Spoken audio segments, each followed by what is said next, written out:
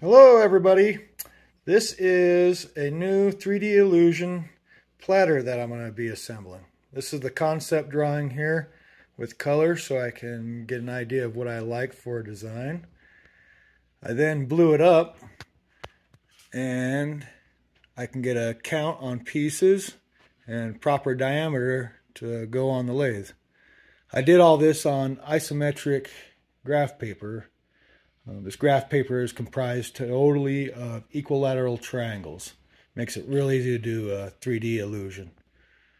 Once I get a count of material and what I'd like, we're going to go start milling up some wood.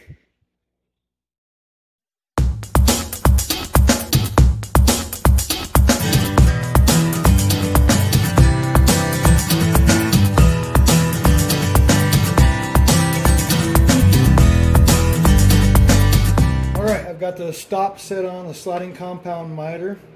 What I'll do here is a slightly less angle than here. It gives a place for the dust to go if you don't have the same angle. Also, you'll notice right here a simple toggle clamp. What I did was drill tap out from machine screws into my fence. It allows me to clamp right up close here. It's important to make sure that you're exactly on 30 degrees for your angle. And the second part is extremely important right here.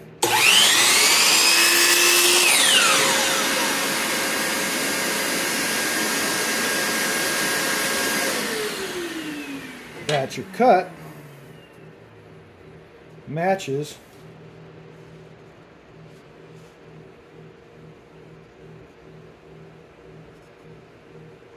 the width of your grip.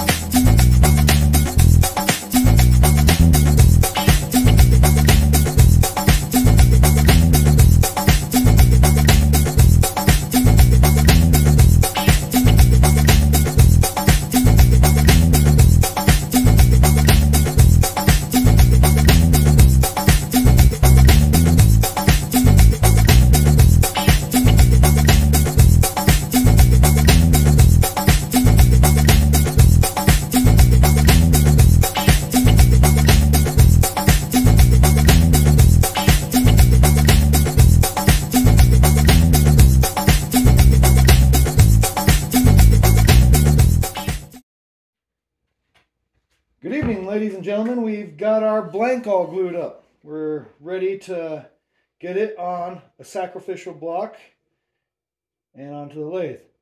First, let's get the waste block ready, huh?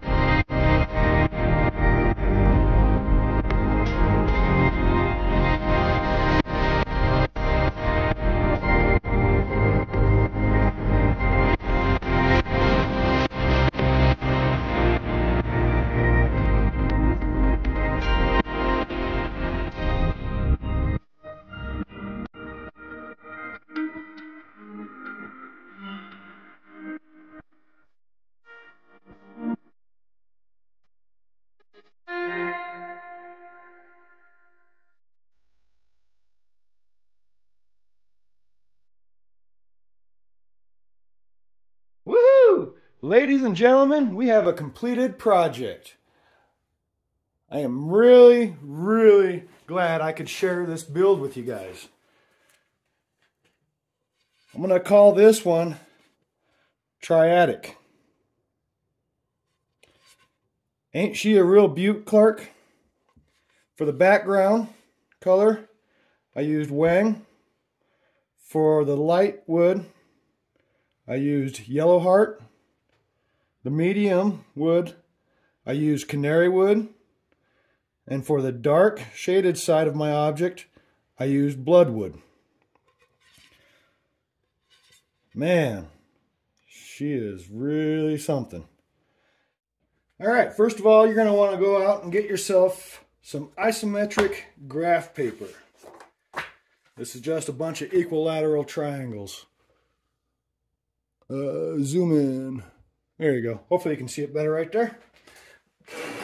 Then what you're going to want to do, get your three colors. You're going to have a light source. Then you're going to have, opposite that light source coming in this direction, you're going to have dark over here. Of course. And then your semi-shaded here, we'll call that medium.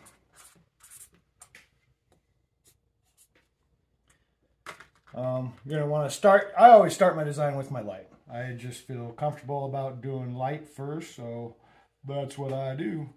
While you're designing this, or your plate, you're going to want to keep the words of M.C. Escher in the back of your head, who said, "Only those that attempt the absurd will achieve the impossible."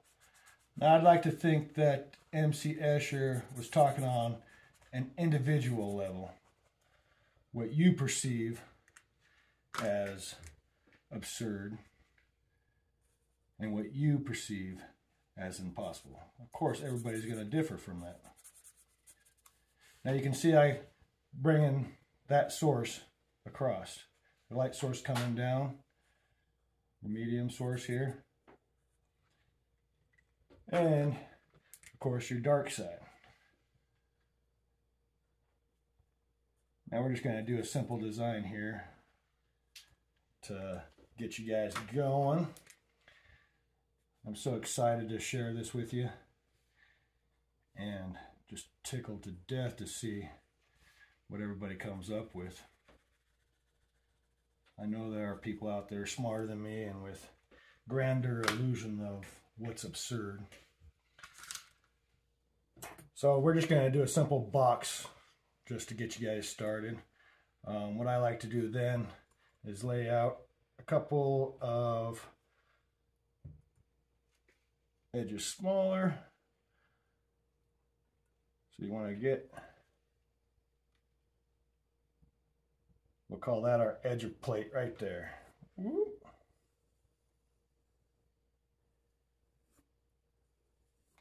Now from there, you can get everything you need, because your rips will be essentially this line here going across here. So you can count out your lines to know what you need to start with for rips. Oop. And in this simple design, you got 1, 2, 3, 4, 5, 6, 7, 8, 9, 10. Total of 10 lines. Say that you have a swing on your, say that you have a swing of 14-inch on your lathe, but you want to make sure you have clearance, so let's drop it down to 12 inches.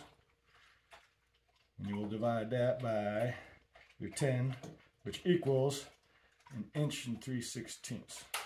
Man, that is huge. Say we want a smaller plate.